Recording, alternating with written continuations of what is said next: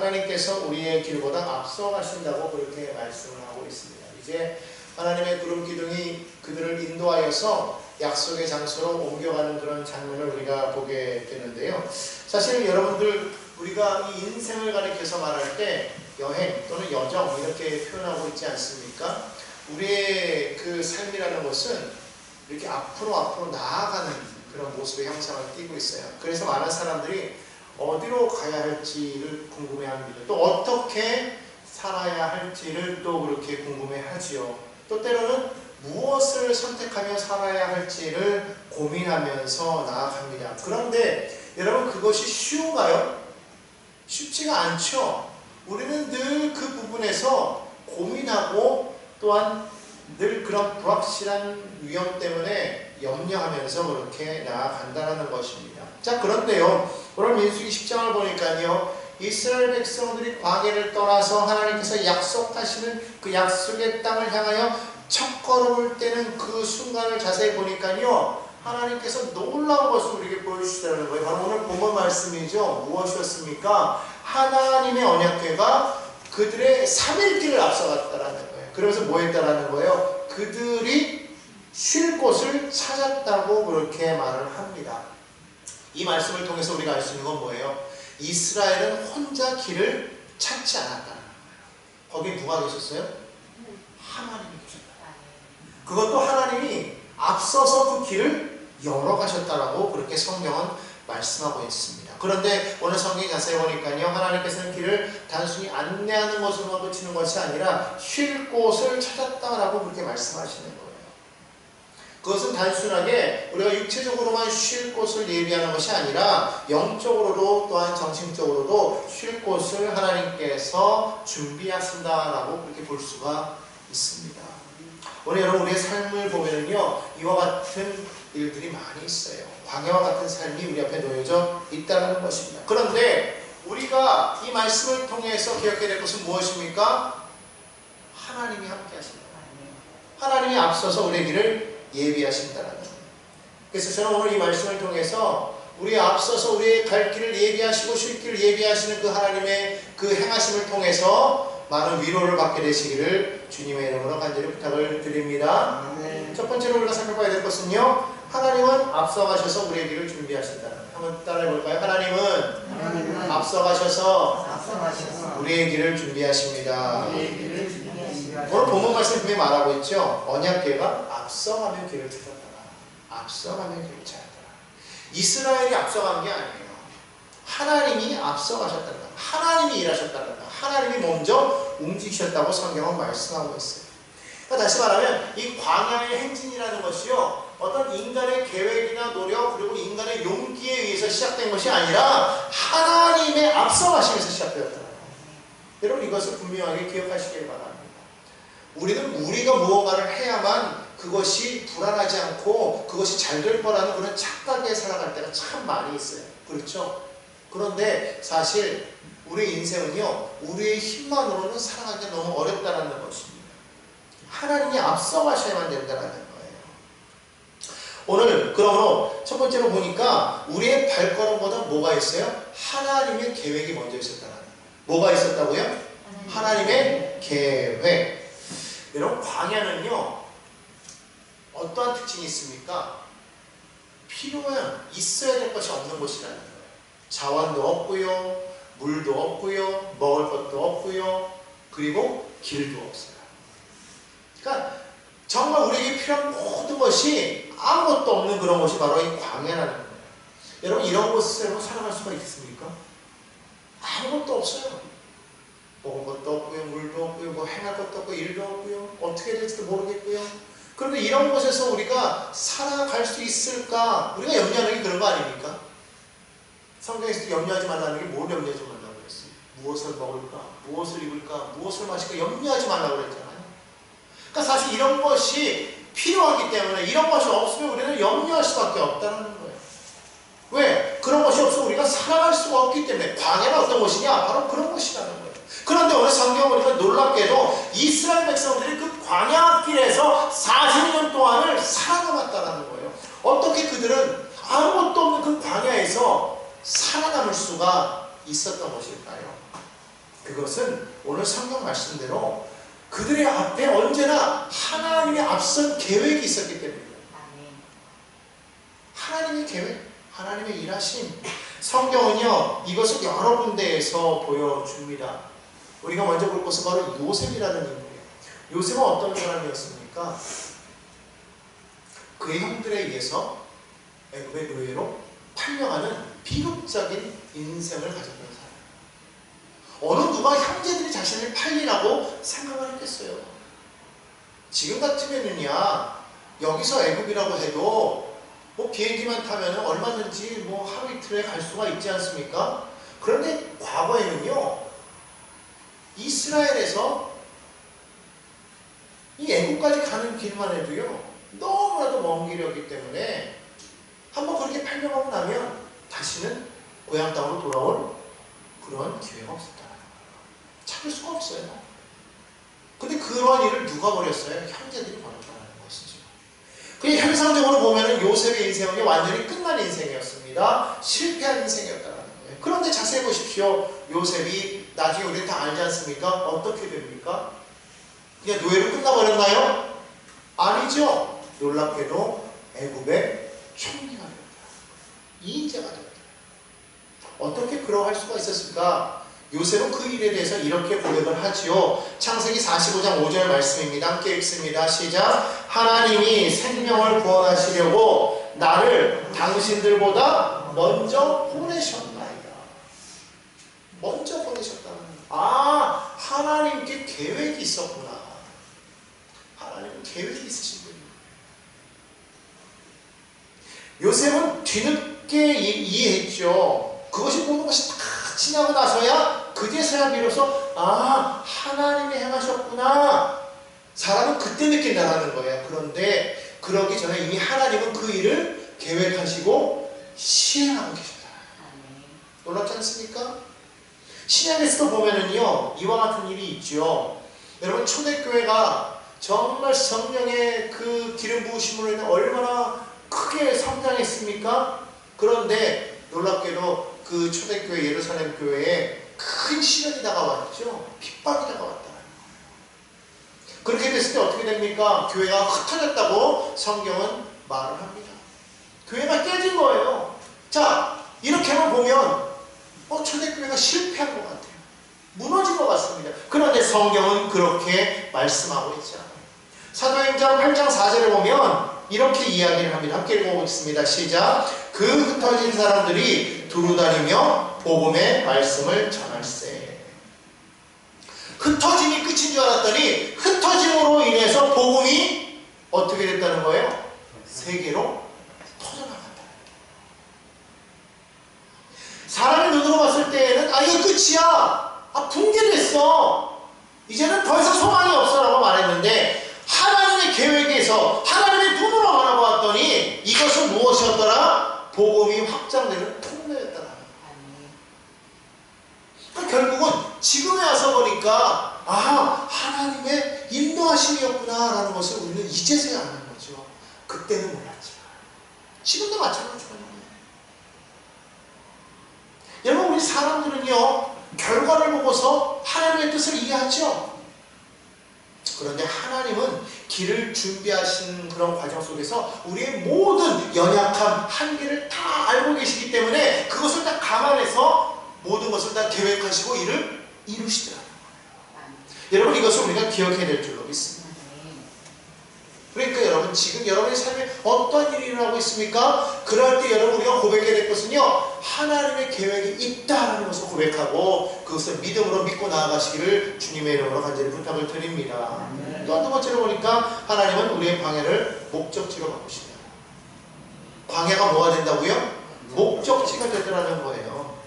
하나님이 앞서가신다는 것은 단순히 이동의 문제만을 말하는 것이 아닙니다. 이것은요, 광야의 의미 자체가 바뀌는 것을 말해요. 뭐가 바뀌는 거라고요? 의미가 바뀌는 거예요. 광야의 의미가 바뀌는 거예요. 여러분, 광야는요, 길이 있어요, 없어요? 없죠. 그런데 하나님이 인도하시니까 광야에 지금 뭐가 생긴 거예요? 길이 생긴 거예요. 이 광야를 가는 동안에 여러분 얼마나 많은 고난이 있었습니까? 그런데 그 고난을 통해서 그들은 더욱더 단단해지고 약속의 땅으로 나아가는 이것이 하나의 과정이었다는 거예요. 고난은 우리를 성숙하게 한다는 것이죠. 그들의 이스라엘이 모든 것이 다 절망인 줄 알았는데 이것이 소망으로 나아가는 통로였다는 거예요.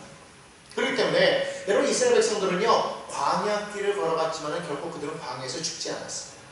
오히려 그들은 광야에서 연단되었고 보호받았고 하나님을 경험했다는 거예요. 여러분 이것을 기억하시기를 바랍니다. 신명기 8장 2절은 이렇게 말합니다. 함께 읽습니다. 내 하나님 야훼께서 이 40년 동안에 내게 방향길을 걷게 하신 것을 기억하라. 이는 너를 낮추시며 너를 시험하사 내 마음이 어떠한지 그 명령을 지키는지 지키지 않는지 알려 하시니라. 그래서 비록 이 광야는 원래는 목적지는 아니었지만은 그러나 하나님이 함께 하심으로 인해서 이 광야라는 이 땅은요 약속의 땅으로 나아가는 거룩한 통로요 여정이 되었다는 것을 우리는 기억해야 될 줄로 믿습니다. 우리 여러분들이 지금 고난의 길을 걸어가고 있습니까? 이것을 여러분 그냥 우리가 걸어갈 때는 너무나도 비참하지만 그러나 그 길 가운데 함께 하신 하나님을 믿고 하나님을 바라보고 그분과 동행하며 나갈 때는 그 과정이 거룩한 여정이 됨을 여러분 기억하시기를 바랍니다. 또한 이 광야길에서 하나님께서는 우리 앞서가시면서 우리를 도우시는데 만약에 우리가 먼저 출발하면 어떻게 될까요? 실패가 나와. 고백합니다. 우리가 먼저 출발하려 하면 뭐가 다가온다고요? 실패가 다가온다.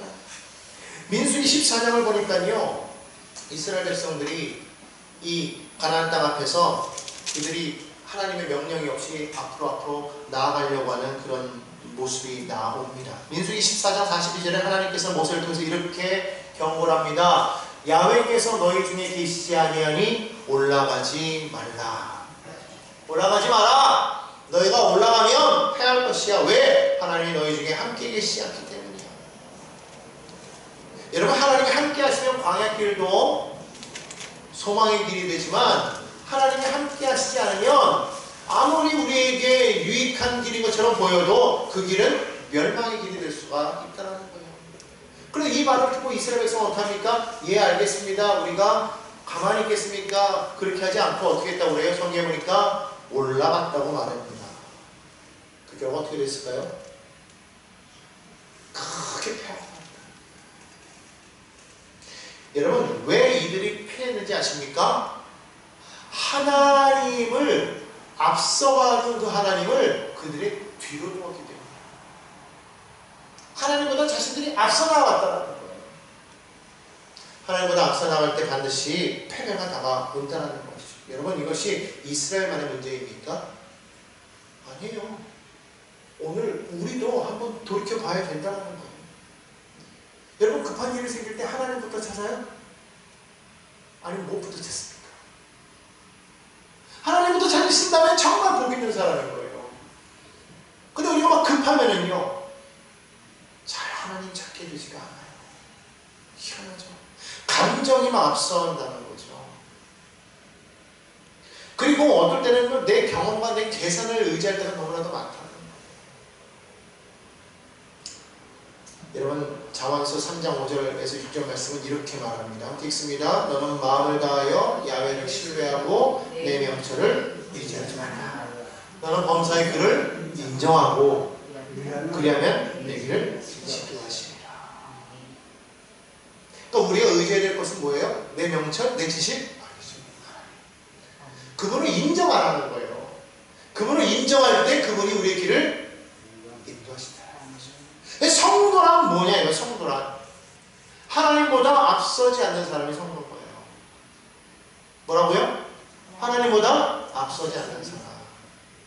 또한 아무리 급해도 하나님이 앞서가실 때까지 기다릴 줄 아는 사람이 성도라는 거예요. 어떤 사람이요? 기다릴 줄 아는 사람. 너무 막 급해가지고 막 하나님보다 막 먼저 일을 하다가 실패했던 사람이 있어요. 누구죠? 사울 왕. 블레셋 군대가 막 쳐들어오는데 사무엘 선지자는 온다는 날짜 오진 않고 마음이 급하니까 어떻게 합니까? 막 군사들은 막 도망가고요. 성읍은 막 함락되어져 가고요. 너무 마음이 불안하니까 기다리지 못하고 어떻게 했어요? 먼저 제사를 드렸어요.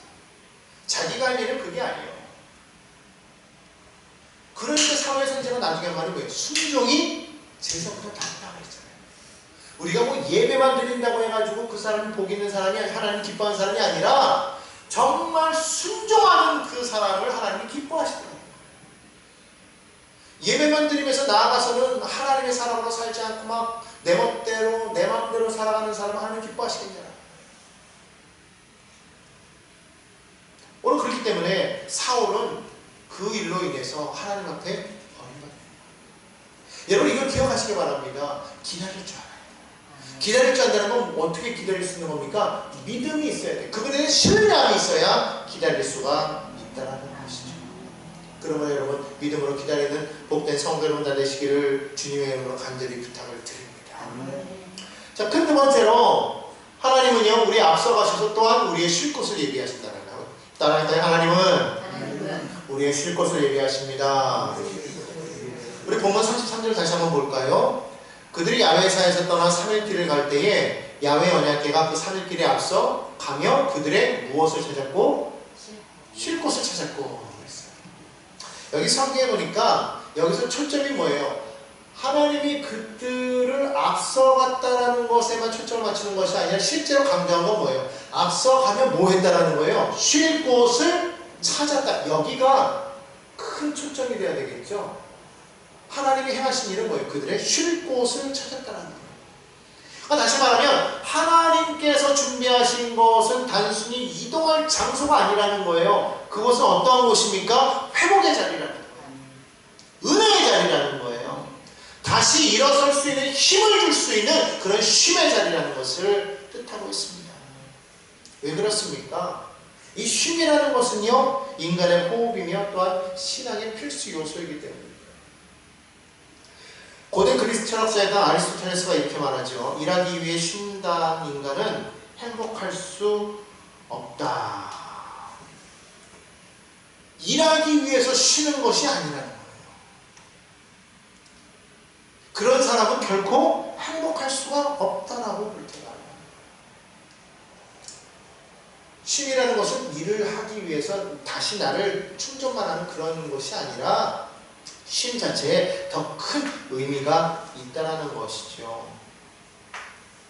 성경은요 이렇게 이야기를 하죠. 창세기 2장 2절 한번 볼까요? 자, 한번 읽습니다. 하나님이 그가 하시던 일을 일곱째 날에 마치시니 그가 하시던 모든 일을 그치고 일곱째 날에 안식을 주시니라. 오늘 이 말씀은 하나님께서 이 세상을 창조하시면서 마지막에 행하신 그러한 모습이에요. 근데 여기 자세히 보면은요, 이 하나님께서 이 안식일을 주시는데 이 안식하시면서 하나님께서 어떻게 하십니까? 그가 지으신 모든 것을 보시면서 그는 만족해 하시고 기뻐하신 장면이 나와요. 다시 말하면 이 쉼이라는 것은 단순히 효율을 위한 수단이 아니었던 것을 분명하게 성경은 보여주고 있습니다. 안식은 뭐냐? 하나님께서 주신, 인간에게 주신 최고의 선물이라는 거예요. 또한 안식이라는 것은 우리의 존재를 회복하는 시간이에요. 안식하면서 우리가 얼마나 존귀한 자임을 다시 한번 깨닫는 곳이 바로 그 쉼의 시간인 것을 분명하게 하나님은 말씀해주고 있다는 겁니다. 그래서요, 하나님께서는 이 광야 생활 가운데에서 이스라엘 백성들을 인도할 때에 그들의 그 하루하루를 그냥 방치해두지 아니하셨던 것을 볼 수가 있습니다. 어떻게 해요? 성경을 보면은요, 낮에는 구름 기둥으로 그들을 인도하셨다고 말하고 있어요. 밤에는요, 불 기둥으로 그들을 인도하셨어요. 그리고 매일 아침마다 그들에게 하나님께서는 만나를 내려 먹이셨다고 성경은 말씀하고 있습니다. 하나님께서는요, 성경은 그냥 이 40년이라는 기간 동안에 그 특정한 사건만 보여주고 하루하루가 어떠했는지에 대해서 별로 보여주지 않아요. 그런데 그런 아무런 특별한 일이 없었던 그런 하루하루에서도 하나님은 낮에는 구름 기둥으로 밤에는 불 기둥으로 그리고 매일마다 그들의 일용할 양식을 채워주셨어요. 키우셨다는 것을 성경은 보여주고 있다는 거예요. 오늘 말씀 한번 보십시다. 출애굽기 13장 21절 말씀 읽습니다. 야훼께서 그들 앞에서 가시며 낮에는 구름 기둥으로 그들의 길을 인도하시고 밤에는 불 기둥을 그들에게 비추사 낮이나 밤이나 진행하게 하시니. 여러분, 우리 매일매일 삶에서요, 하나님께서는 우리에게 이와 같은 놀라운 일을 행하고 계십니다. 늘 함께 하시면서 그들을 위로하시고 인도하시고 보호하셨다는 것을 우리가 분명하게 기억해야 될 줄로 믿습니다. 여러분, 광야라는 곳은요, 낮에는 온도가 한없이 올라갑니다. 50도 이상씩 올라가요. 도무지 때학교 같아서는 가만히 서 있으면 일사병에 걸려서 죽을 수밖에 없어요. 밤에는요, 그 온도가 영하로 막 20도, 30도 막 내려갑니다. 그런 추위 속에서 도무지 살아갈 수가 없는 거예요. 그런 큰 기온차 속에서 살아갈 수 있는 사람이 어디 있겠어요. 그런데 그런 광야 속에서요, 그들만 만나면은요, 그렇게 시원해요. 우리는 무더운 여름날 그늘 안에 들어간다고 해서 시원해집니까? 안 시원해요. 왜냐면 습도가 없기 때문에. 근데 광야는 습도가 없기 때문에요, 그늘에만 들어가도 시원하다는 거예요. 그런데 하나님께서 구름 기둥을 만드셔가지고 온 이스라엘 백성들이 그 구름 기둥 안에서 다 쉼을 얻을 수가 있습니다. 또 밤에 얼마나 춥습니까? 그런데 하나님께서 불 기둥을 만드셔서 그들을 그 하나님의 그 온기로 그들을 따뜻하게 하셨다는 거예요. 여러분 보십시오. 불 기둥이 있으면 그 앞에 있으면 다 타 죽어야 되잖아요. 그러지 않았다. 하나님께서 골고루 그들에게 기온을 동일하게 하셔가지고 그 밤을 온전히 지낼 수 있게 해주셨다는 거예요. 이게 얼마나 큰 은혜입니까? 여러분, 이런 기적이 어디 있어요? 구름 기둥만 불 기둥만 봐도 이거는 정말 기적이 아닐 수가 없는 거예요. 그런 일을 주님이 지금도 우리 가운데 그렇게 하시고 계신다는 거예요. 그러면서 하나님께서 광야지만 덥지도 않게 춥지도 않게, 그리고 만나를 내려놓으시고 목마를 때 물을 내려먹이시고 목마르지도 않게 배고프지도 않게. 와, 좋으신 하나님, 기가 막힌 하나님, 얼마나 좋아요, 여러분. 근데 그게 지금 현재 우리의 삶에도 그렇게 행하신다고 생각해 보세요. 우리는 맨날 그러잖아요. 이만큼 주시고 저만큼 주시고 막 그냥 쌓아놓고 막 하나님 안전하게. 그런데 하나님은요, 그게 아니라 매일매일 필요해서 그때부터 공급해 주시는 거예요. 마치 우리는 하나님을 생각해서 하나님 얼마나 피곤하세요, 좀 쉬시면서 한꺼번에 주시고 1년 뒤에 다시 만나요 하나님, 뭐 이럴 수도 있겠는데, 하나님은 매 순간순간 내가 너를 지키고 보호하겠다. 얼마나 감사하신 하나님입니까? 그 하나님께서 우리에게 쉼을 허락하신다. 이 쉼이라는 것이요, 내 힘과 내 능력으로 만들 수 있는 게 아니에요. 이런 쉼은요, 하나님의 은혜로만 가능하다. 그래서 하나님께서는요, 이 쉴 곳을 마련하신다. 우리는 쉴 곳을 찾지만 사실 쉴 곳을 얻지를 못해요. 왜 그렇습니까? 우리가 하는 그런 쉼이라는 것은요, 단순히 이런 거예요. 뭐 여행을 떠난다라든가, 그죠? 휴가를 계획해서 휴가 가운데 뭐 어디를 간다, 아니면 집에서 뭐 그냥 방콕한다라든가, 어떤 그런 짤막짤막한 여가를 통해서 우리는 막 쉼을 얻는다고 그렇게 생각하잖아요. 근데 여러분 한번 생각해 보세요. 휴가를 얻어가지고 여행을 갔다 오고 나면 정말 막 그냥 몸이 막 힘을 얻습니까? 아니죠. 어떨 때는 막 여행 갔다 온 사람, 여행 갔다 오면 더 피곤해요. 여행 갔다 오고 나면 뭔가 힘이 나야 되는데 여행만 갔다 오면 오히려 더 피곤하다고 하는 사람들이 너무나도 많아요. 왜 그래요? 여행이 우리에게 쉼을 주지 못하기 때문에. 어떤 사람은 집에 꼭 박혀 있으면 그냥 그게 쉼이 된다고 생각합니다. 몸은 회복될지 모르는데 우리 영혼이 정말로, 우리 정신이 정말로 쉼을 얻을 수 있는가? 그렇지 않다.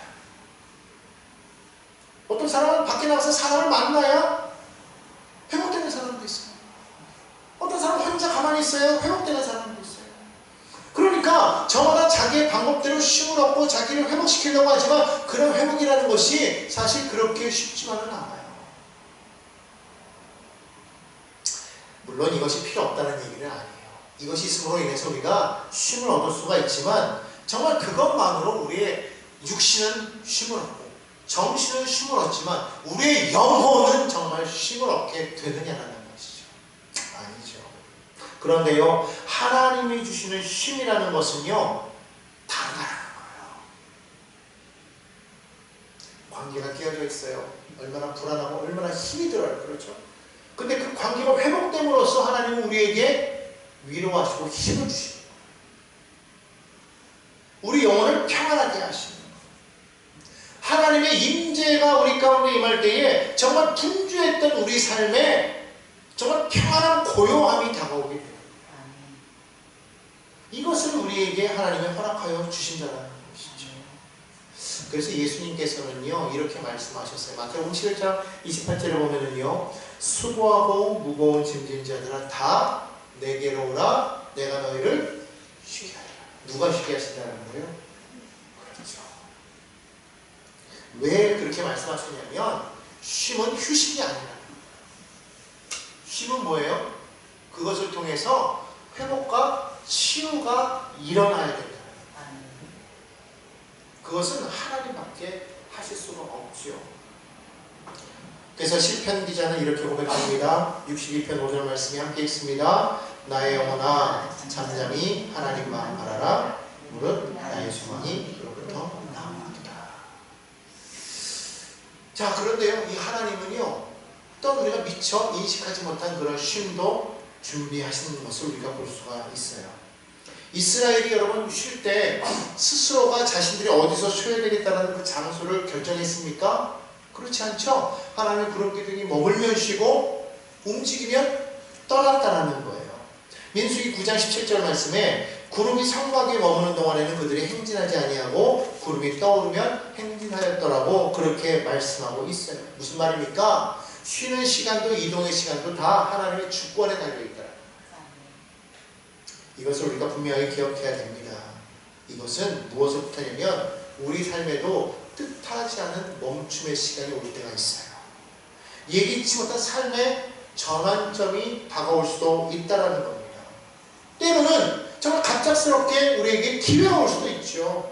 바로 그러할 때 그 모든 순간이 사실은 우리의 어떤 힘에 의해서라든가 아니면 우연이 아니라는 거예요. 그 모든 것이 다 하나님의 계획이요 하나님께서 우리에게 주시는 음성임을 우리가 깨달아야 됩니다. 이사야 28장 12절에는 이렇게 말합니다. 전에 그들에게 이르시기를 이것이 너희 안식이요 이것이 너희 상쾌함이니 너희는 곤비한 자에게 안식을 주라 하셨으나 사람들이요 알지를 못하는 거예요. 이것이 안식인지 이것이 무엇인지. 근데 하나님은 말씀하고 계시는 것이죠. 오늘 여러분 기억하십시오. 하나님은 지금도 여러분에게 말씀하십니다. 얘야 너 지금 힘들지? 바로 지금이야. 지금 여기가 네가 쉴 곳이야. 여러분 그렇기 때문에 우리에게 필요한 것은 무엇입니까? 하나님을 바라보고 하나님의 음성을 들을 수 있어야 된다는 거예요. 우리의 삶 속에서 하나님은 계속해서 우리에게 말씀하시는 것 그것을 우리가 캐치할 수가 있어야 돼요. 그래서 항상 우리 마음속에서 들려오는 그 음성을 듣고서 우리가 기억해야 될 것은요 이것이 정말로 하나님의 음성인가 아니면 내 마음의 속삭임인가 아니면 사단의 음성인가. 여러분 이걸 분별할 수가 있어야 돼요. 이것을 분별할 수 있는 방법은 무엇일까요? 그것을 지금 말씀을 통해서만 우리가 분별할 수 있다는 거예요. 그런데 그 말씀을 우리가 온전히 깨닫고 이것을 이해할 수 있도록 하시는 분이 누구입니까? 성령님밖에 없어요.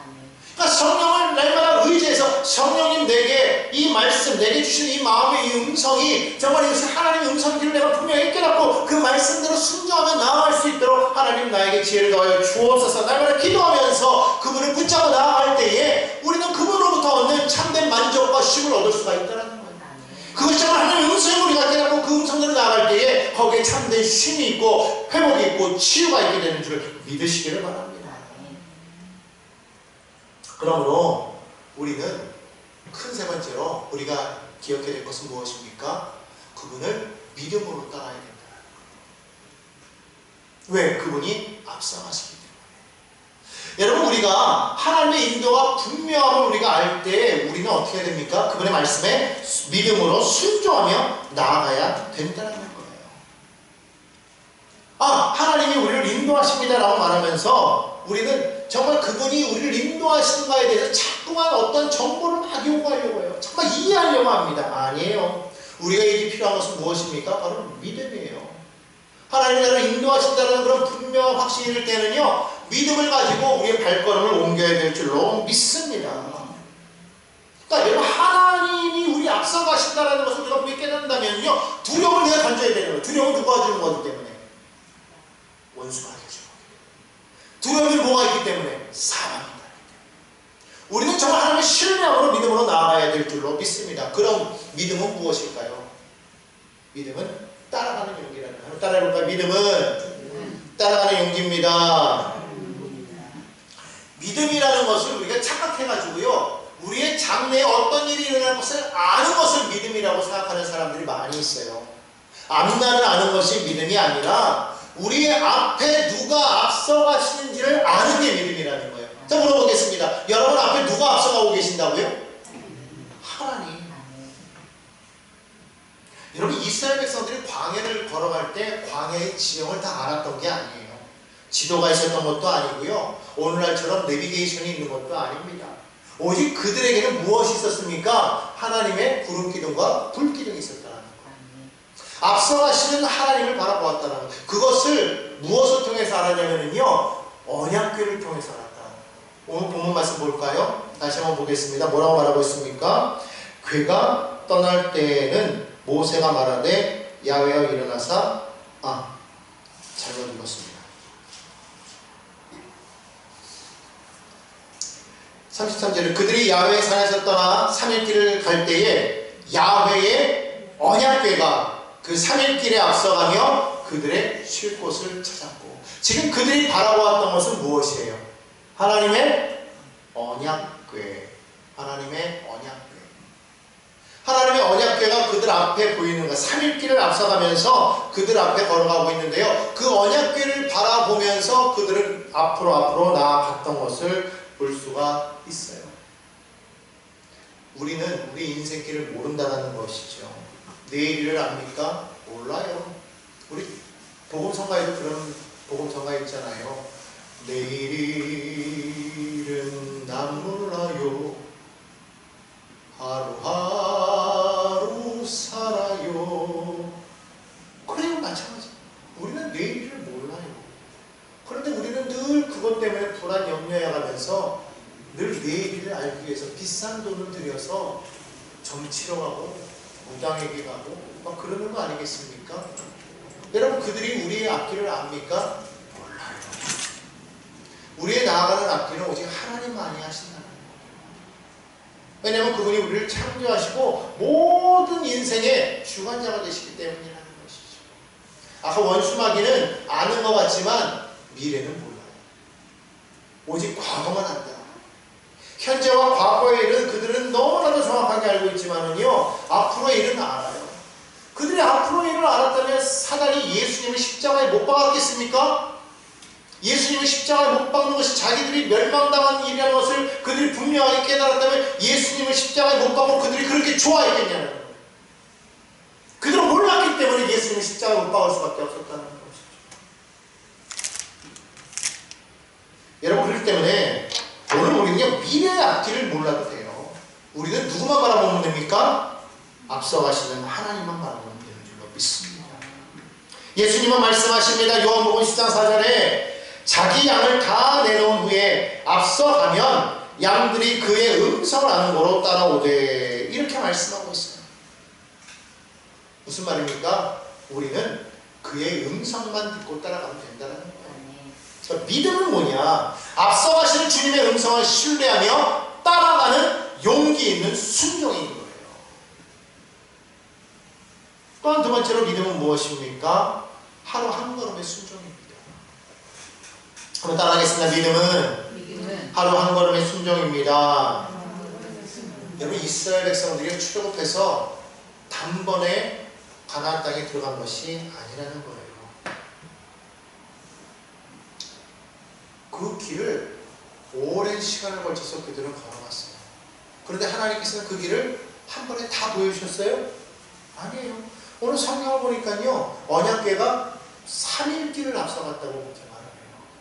그러니까 최대한으로 그들에게 보여준 길은 뭐냐면요, 3일 길이었다라는 거예요. 광야니까 아주 뻔한데도 잘 보이잖아요. 그러니까 3일 길이라는 거리가 엄청 먼데도 불구하고 그 길이 보이는 거예요. 거기까지 가장 최고의 길까지 하나님은 가셔서 거기에서 너희가 어디로 가야 될지를 보여주시면서 나아갔다는 거예요. 그런데 그 이상을 보여주지 않았다는 거예요.